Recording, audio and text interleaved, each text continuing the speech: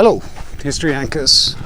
Having done St. Catherine's Monastery and feel fulfilled, but there's still a lot to see in the Holy Valley.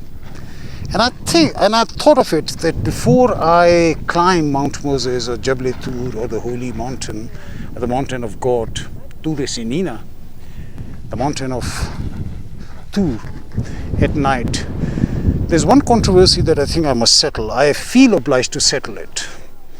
And that is, where is the original Mount Sinai? Like now, everything else, people like to create controversies. In recent years, in last, I think maybe 20 or 30 years, there's been a certain mountain in present-day Saudi Arabia called Jabal Lawaz, or the Mountain of Almond. I don't know where does it get the name, Mount of Almond. That has been reported by some explorers or archaeologists. They believe that that mountain is the real Mount Sinai. So I thought I addressed that controversy. I've got my own little two-penny worth of research on the subject.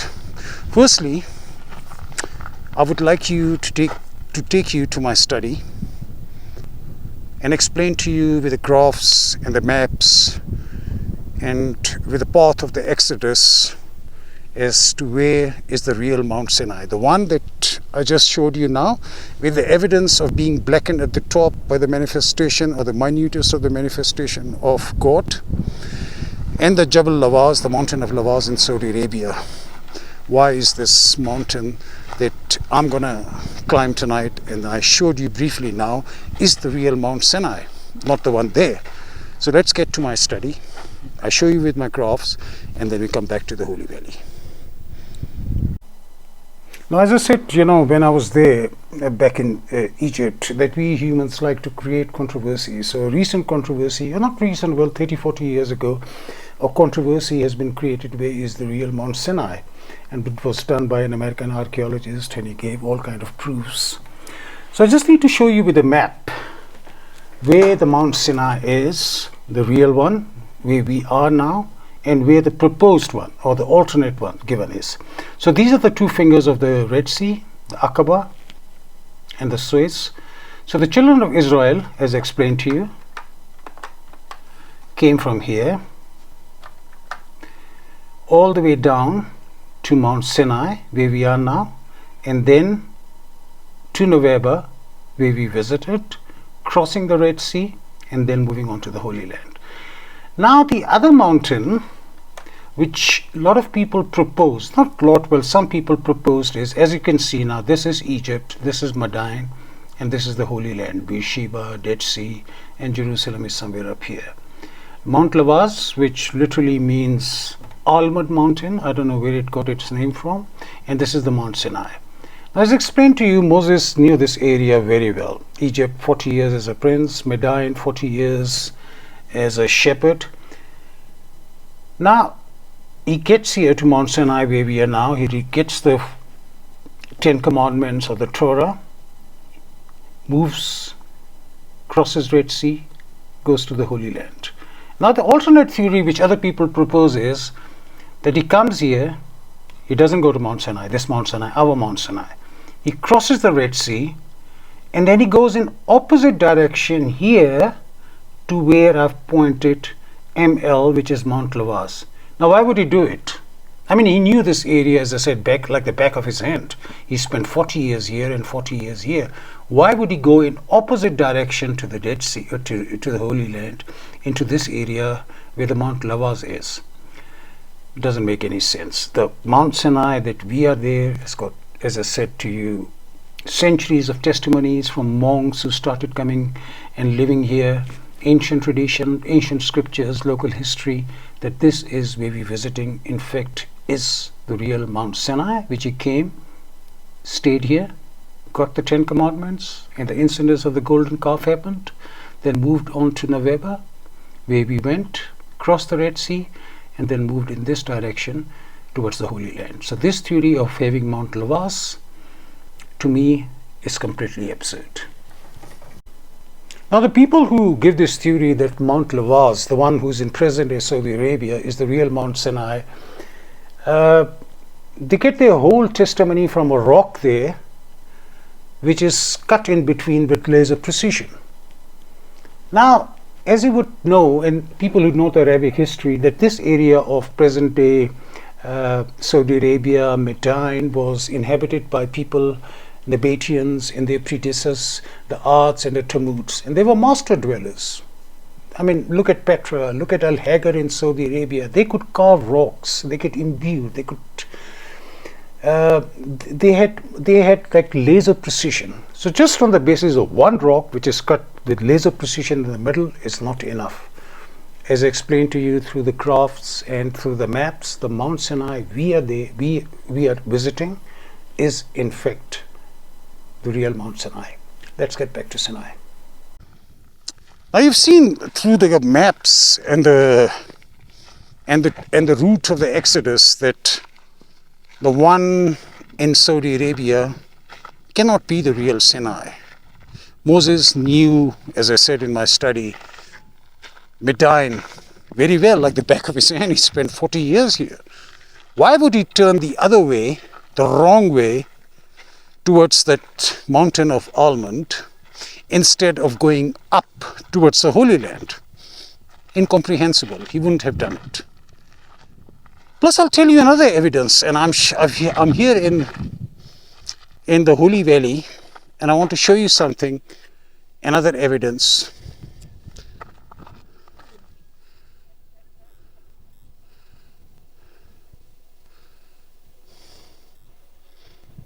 Now, this little area that you see here, where on the edges the buses are parked, our van is parked.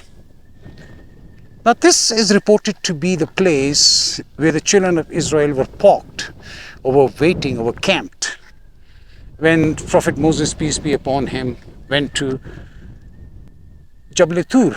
And there is Jabal Tur in front of you. I'll put an arrow there for you to see. And this is where they were parked.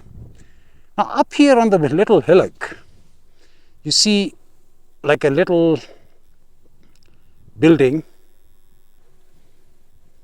the yellow building.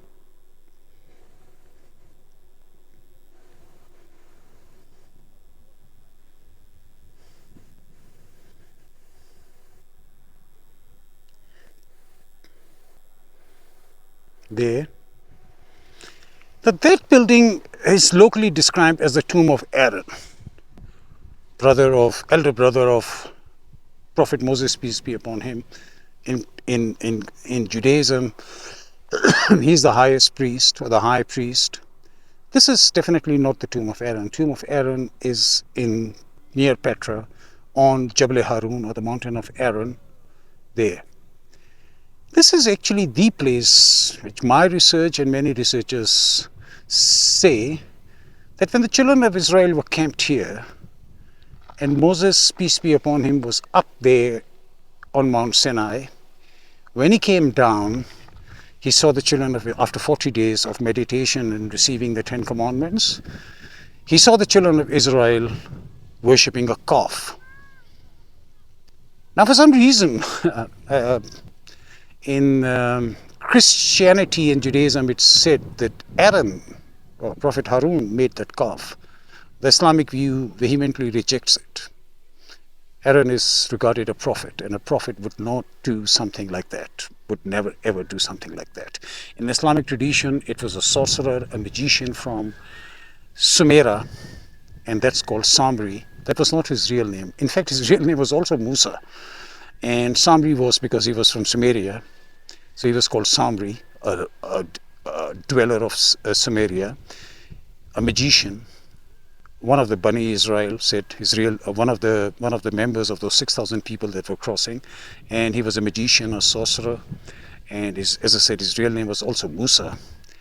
He made a golden calf, and when Prophet Moses came from there, carrying the commandments written on 2 plates, and he came here, he saw the children of Israel dancing and worshipping and going around ululating across the golden calf, around the golden calf. He was extremely upset. because he left Aaron as his deputy to look after the belief and the well-being of the children of Israel. The Islamic history says he went to Prophet Aaron and he grabbed him by his beard, asking him, I left you in charge. How did you allow this to happen? And this is actually the spot where he confronted Prophet Aaron. So that place is commemorated by this little shrine there, which then with period of time people started believing it's his grave. It's not his grave. This is the spot where Prophet Aaron was confronted by Moses, peace be upon him, when he saw the golden calf.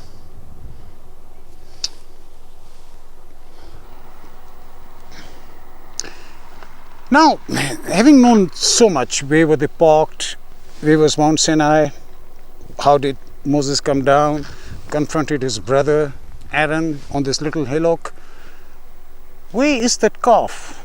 Is there any remnants of that calf? Is there any sign of that calf? Well, there is. I'll show you now. Let's go there.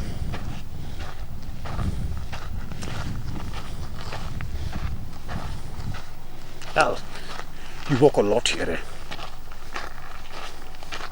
Get in fact tired. Up and down. And at night, I'm going to climb Mount Sinai, 2,280 meters. We're going to start at probably midnight. I spoke to my guide, the Jabalia guy called Eith.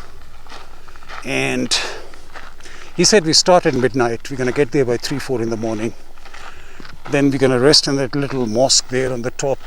I'll show you all that. Then we're going to watch the sunrise, one of the most beautiful sunrise ever, lighting up the whole Holy Valley. And then we're going to come down around 5-6 in the morning. Right, let me show you the evidence of the calf. Right, I've climbed a little hillock to show you this. Now right in front of you is a rock that looks exactly like a calf. Let me try and get closer so you can see it better.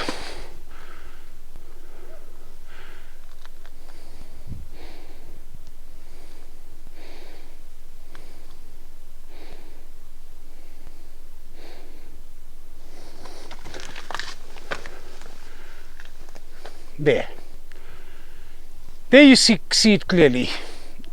The head, the eyes, leg, another leg, the body, and the tail.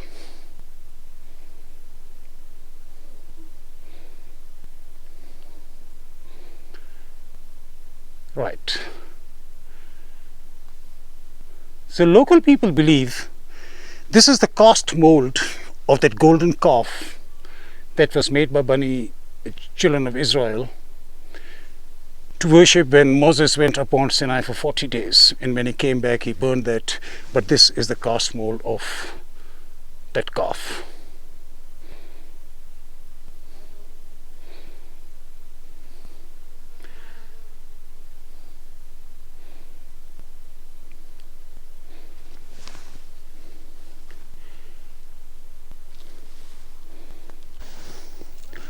So whether it is the real cast mold, I don't know. I don't have the answer. This is local history, and as I said, you don't find it in the travel books, in videos, even in travelogues by very experienced vloggers, explorers. For that you need to mix with local people. As I always say, and I cannot say it enough, local history is local history. You will not find it in books and videos.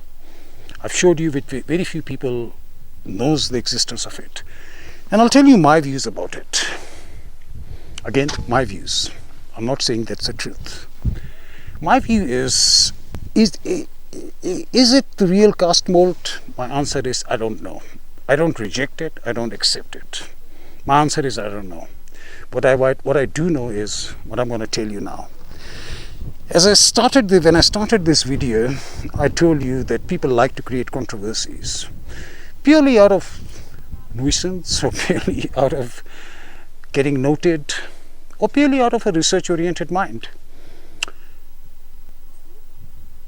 Where is the real Sinai? Where is the real grave of Noah? If you've seen my video on the tomb of Noah, I showed you near his grave there is a rock formation which looks exactly like an ark. In that video I also said, I do not know if this is the real ark, but I do know that it is a divine hint as to where the real tomb is. And God does give you those divine, subtle hints about the real location of these important spiritual, historical, geographical crossroads. Sinai, the Holy Valley where we are now, is indeed one of the most important spiritual, religious crossroad. And God has given us this sign of golden calf here, a rock that looks exactly like a calf, probably showing us where the real Sinai is. And this, what I showed you, is indeed. So I've come down from that mountain after showing you the golden calf, and there, as you say, says the tomb of Prophet Aaron. I told you my opinion. I don't think so this is the real tomb. I think the real tomb is in Petra. But if I turn around here, you'll see it's like a small graveyard. See there's many rocks, a remnant of another tomb. So I actually think, let me go inside this tomb first to see this unnamed tomb. If I can pick up, it's like from Muslim era or Christian era. I personally think that these little tombs that you see here, these little edicules, are actually tombs of the priests that were in St. Catherine, possibly. I'm going to get into this tomb here. No one here. Deserted.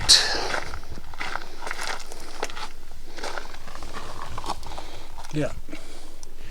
So there's no grave here. This little addition to the building, which probably has a grave in it here, does not have any entrance. It's completely...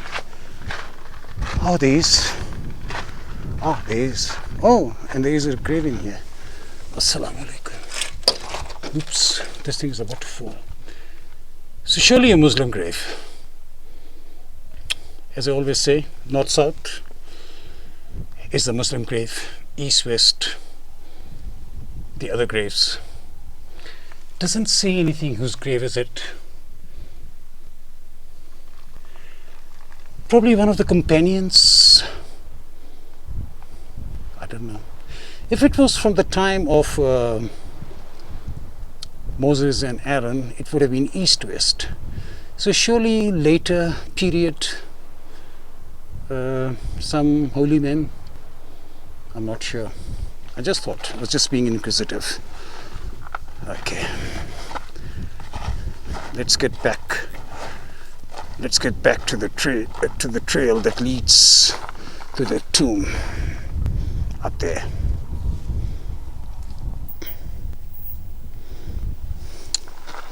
Yeah, exploration is funny.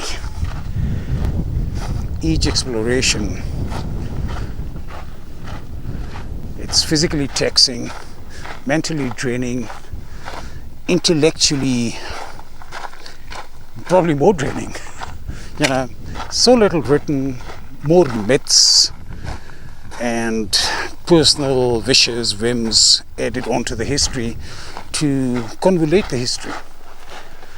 So you have to delve deep, apply logic, apply the religious sense, non-authentic history to try and get the real meaning. Like this tomb I'm going to now, a lot of people believe this to be the real tomb of Aaron. They don't read history. Aaron never died here near Mount Sinai, never described. Let me get closer. See, I hope it's open. Then I'm going to show you what I see there. So I managed to get to this building that was written as Maqam, or Tomb of Prophet Aaron, Harun. It's got cross at the top. It's a place of Christian significance, probably something to do with Saint Catherine,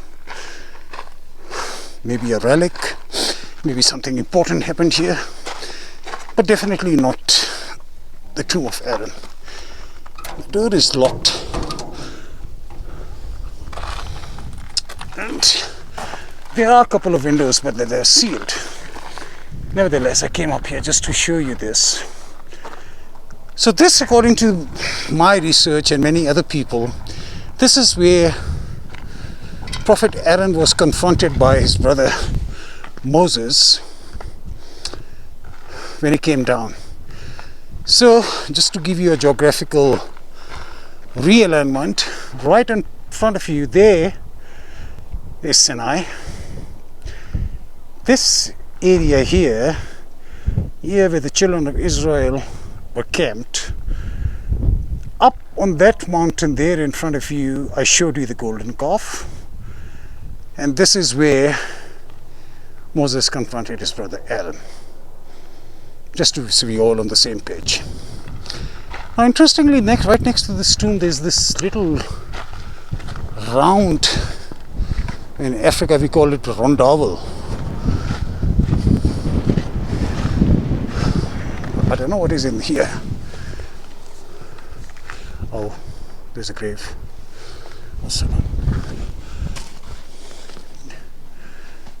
There's a copy of Quran. The grave again is north-south. Some verses of Quran inscribed on the shroud. No other sign. There's a tombstone there. Again, as I say, possibly some holy man who was living in this wildernesses.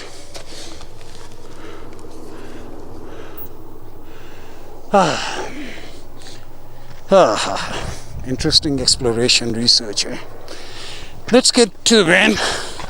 Let's continue our journey into the Holy Valley. See what this Holy Valley has to show us more, to inspire us more. Let's continue. Now, you know, as we're touring the Holy Valley, Wadi Muqaddasa, it is generally believed that every prophet has visited this valley. And local people believe there are many prophets who are buried here. But the tombs are not known. But there are various tombs here, as I showed you when we went to Prophet Aaron's shrine, not tomb. I was passing around the road and I found this another tomb, and I've come with Mr. Usman here. Because Usman is, like, as I said, is a walking encyclopedia of Egypt, to try and see whose tomb it is. Usman seems to believe that Prophet Yunus, or Jonas as we say in English, is also buried somewhere here. I've visited two of his graves, one in Iraq, Nanwa, and the other one is in small town of Al-Hul in Palestine.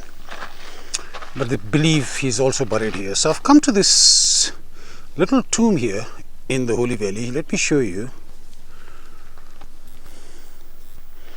This one here. No idea whose tomb it is. Unnamed. But the Muslim crescent from the top. Ridicule.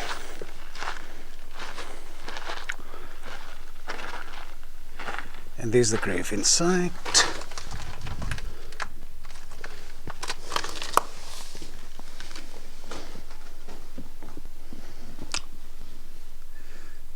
Copies of Quran in the niche.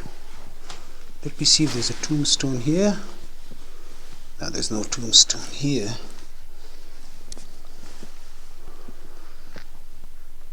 Could this be the grave of Yunus?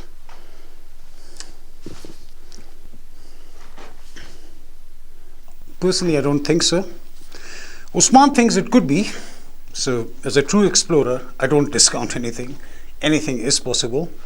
He said Prophet Yunus or Jonas is buried somewhere here, and he thinks this could be his grave. There's some inscriptions here. Let me try and read it in Quran.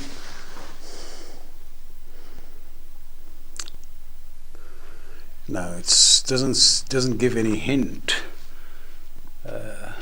about. Let's see, Mr. Osman is here. So, they say it's Maqam Nabiullah Saleh. Yes, this is what is written. Oh, mashallah. So he's gone and he's deciphered. He thinks it's a Maqam of Prophet Saleh, one of the 4 Arab prophets who does not have a English name. That's what it said there. I have visited another grave of Prophet Saleh in Yemen, but this is also claims to be his grave. Let's see where it's written. Can we go there, Osman, and see? Yes, it's written here.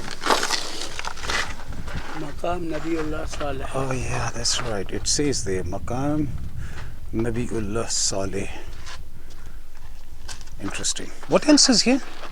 Sure, look at this valley here. Isn't it? This is just amazing, this valley. Oh, there's another small tomb there in the middle of this graveyard.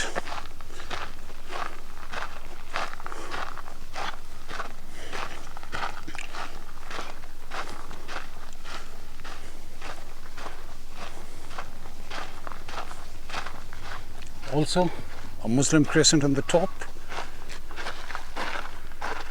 This one doesn't have any inscription, but it is. Now, this grave direction is different. Yes, this is east-west. Yes, yes. So, this is obviously before the Islamic time. Yeah. That one was north-south. Yeah. Let's go inside and see if you can find any hint of whose tomb is this. So, this is definitely an ancient tomb, because as I said, it's the direction of this grave is east-west, which is opposite of what Muslims bury. Some niches with lamps being burnt, but no inscription, nothing written here. God knows. Probably somebody from time of Moses, just because of the direction of the grave. Usman is trying to decipher if he can pick up any hint.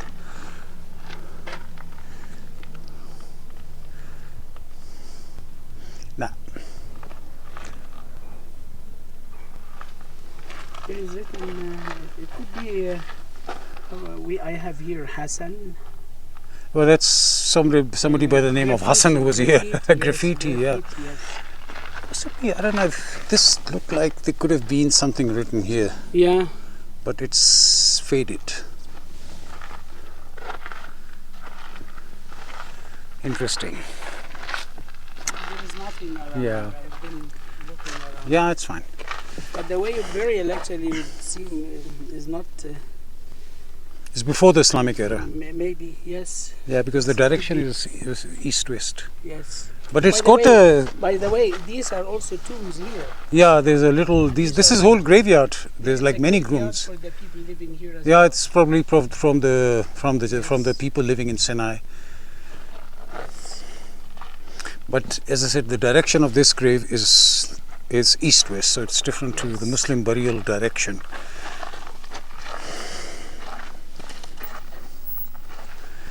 Nevertheless, that brings us to the end of the exploration of the Holy Valley.